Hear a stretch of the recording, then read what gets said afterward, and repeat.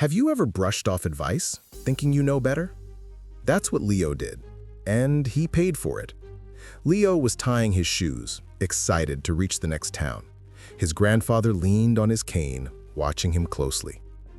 "Leo, take the main road. It may be longer, but it's safe.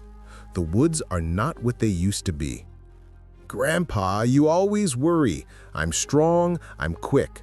The forest is a shortcut. Why waste hours on the road?" The old man's face softened. He didn't argue further, just shook his head slowly, as if he had already seen what would happen. With a spring in his step, Leo marched into the trees.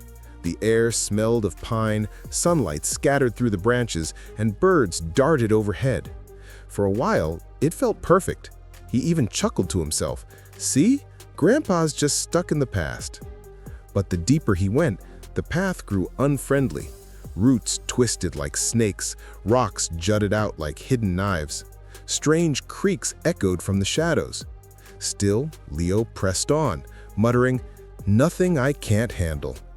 He quickened his pace, determined to prove himself right. Then it happened. One careless step, his foot caught on a root. His body pitched forward. He crashed to the ground with a sharp cry. Pain tore through his leg.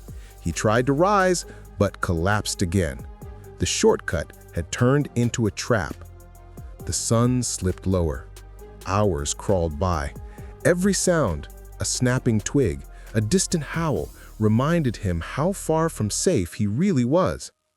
By late afternoon, a group of villagers passed through. They found Leo pale and trembling, clutching his leg.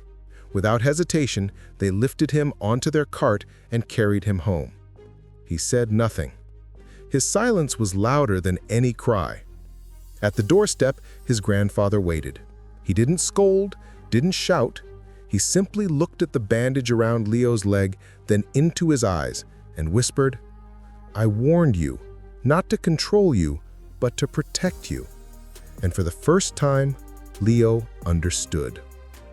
You know, we all have that one piece of advice we roll our eyes at. Maybe it's from a parent, a teacher, or a grandparent. Something that sounds old-fashioned, unnecessary, or even silly. But sometimes, the things we call outdated, the advice we brush off as old-fashioned, are the very things that could keep us from falling flat on our face, or in Leo's case, breaking a leg. So tell me, what's your piece of advice that you always thought was outdated? Drop it in the comments.